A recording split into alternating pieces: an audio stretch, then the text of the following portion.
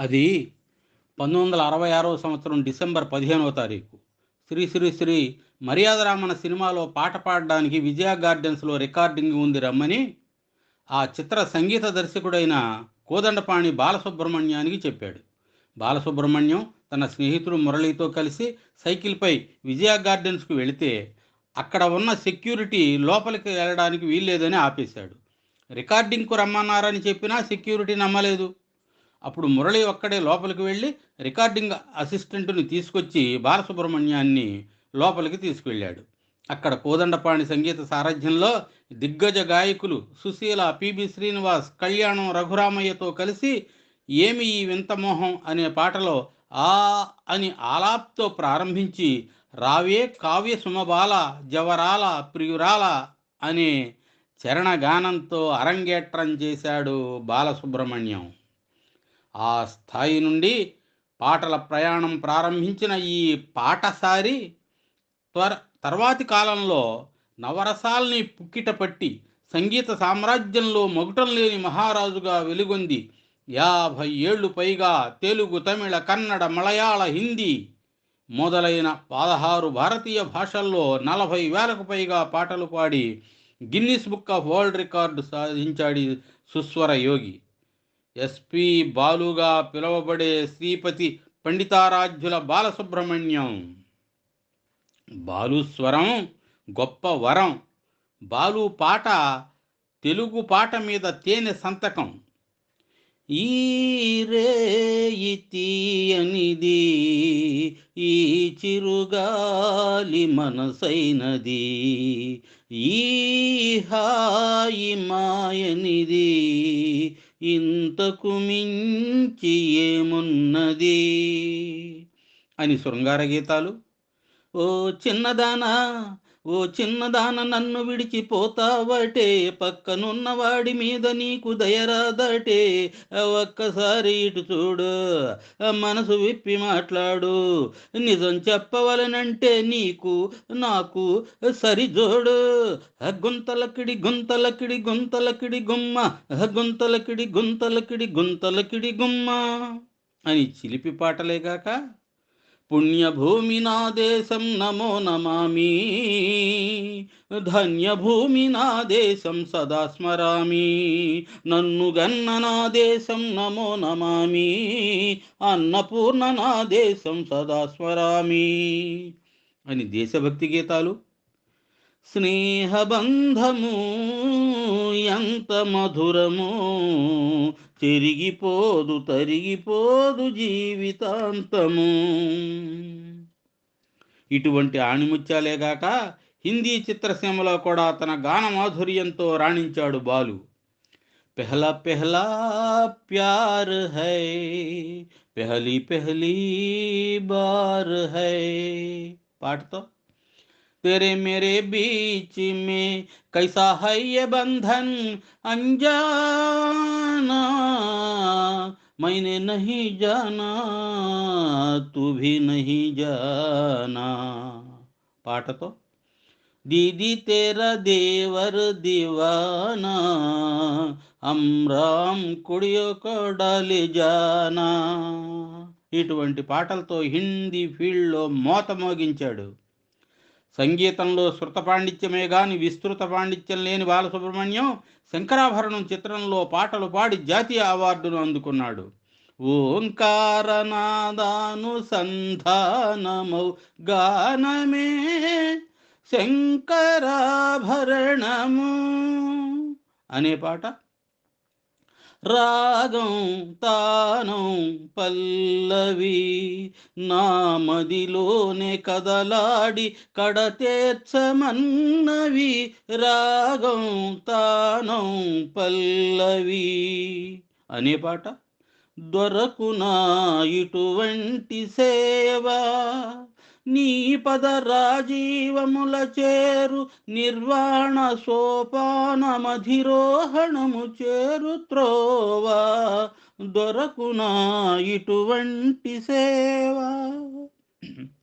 బాలు పాడిన ఇటువంటి అజరామర గీతాలు సంగీతజ్ఞుల్ని సంభ్రమాశ్చర్యాలకు గురిచేసి వారిచే మెప్పును పొందేటట్లు చేశాయి. వైవిధ్యం, కృషి, సంకల్పం, పట్టుదల, తపన, రాజీ లేని తత్వం, ఒడిసిపట్టి ఒదిగిపోయే నైపుణ్యం అనే సప్త లక్షణాలు బాలసుబ్రహ్మణ్యం గొంతులో సప్తస్వరాలై నిలిచిపోయాయి. బాలు స్వరపేటికకు రెండుసార్లు శస్త్రచికిత్స జరిగినా కంఠస్వరంలో మార్పు రాకపోవడమే ఆయన అదృష్టమే కాదు, మనందరి అదృష్టం కూడా. సంగీతాన్నే తన సర్వస్వంగా భావించిన బాలు ఊపిరి రక్తాన్ని పణంగా పెట్టి పాటలు పాడుతున్నాను అని 2015 డిసెంబర్ 15న తనతో జరిగిన ఇంటర్వ్యూలో తన అభిప్రాయాన్ని చెప్పడం సంగీతం, గానం ఎడల ఆయనకున్న అంకిత భావాన్ని తెలియజేస్తుంది. కాబట్టే కన్నడ మ్యూజిక్ డైరెక్టర్ ఉపేంద్ర కుమార్ ఆధ్వర్యంలో 1981లో కేవలం 12 గంటల వ్యవధిలో 21 పాటలు పాడాడు బాలు. హీరోలకు, ఇతర నటులకు తగ్గట్టుగా గొంతు మార్చి పాడడం బాలు ప్రత్యేకత. ఇదే ఆయనను ఇండస్ట్రీలో తిరుగులేని గాయకునిగా నిలబెట్టింది. ఎన్టీఆర్, ఏఎన్ఆర్, కృష్ణ, శోభన్ బాబు లాంటి అగ్ర కథానాయకులకే కాక అల్లు రామలింగయ్య, రాజుబాబు వంటి హాస్య నటుల గాత్రాలకు తగ్గట్టుగా పాటలు పాడాడు ఈయన. ఎన్టీఆర్ దానవీర సూరకర్ణ చిత్రంలో చిత్రం భళారే విచిత్రం, ఈ రసనగరుకు రారాజును రప్పించుటే విచిత్రం అని, ఏఎన్ఆర్ ఆలుమగల చిత్రంలో ఇరక్కపోయి వచ్చాను ఇరుక్కుపోయాను అని, ఇలా ఎన్టీఆర్, ఏఎన్ఆర్ల మేనరిజమ్స్తో బాలసుబ్రహ్మణ్యం చేసిన ప్రయోగం విజయవంతమై ఎన్టీఆర్ అడవిరాముడు, ఏఎన్ఆర్ ప్రేమాభిషేకంతో పరాకాష్ఠకు చేరుకుంది. మనిషై పుట్టినవాడు కారాదు మట్టి బొమ్మ, పట్టుదలే ఉంటే కాగలడు మరో బ్రహ్మ, కృషి ఉంటే మనుషులు ఋషులవుతారు, మహాపురుషులవుతారు, తరతరాలకు తరగని వెలుగవుతారు, ఇలవేలుపులవుతారు అని అడవిరాముడి చిత్రంలో ఎన్టీఆర్కు వందనం అభివందనం, నీ అందమే ఒక నందనం, నిన్నకు రేపుకు సంధిగా నిలిచిన సుందరి, పాదాభివందనం పాదాభివందనం అని ప్రేమాభిషేకం చిత్రంలో ఏఎన్ఆర్కు అమత్యాలు అవస్తావా అడిగింది అయిస్తావా అమోర్వశిలా ఇటురావే వయ్యారీడం పపవాం అని మనుషులంతా ఒక్కటే చిత్రంలో అల్లు రామలింగయ్యకు, ఇలా ఆయా నటుల గాత్రాలలోకి బాలు పరకాయ ప్రవేశం చేసి వారే పాడినట్లుగా శ్రోతల్ని మంత్రముగ్ధుల్ని చేశాడు. ఈ విధంగా వైవిధ్య ధ్వన్యనుకరణ చేయడంలో ఆయనకాయనే సాటి. మాటల్లో మిమిక్రీ కంటే పాటల్లో మిమిక్రీ చేయడం చాలా కష్టం. దాన్ని సాధించాడు బాలసుబ్రహ్మణ్యం.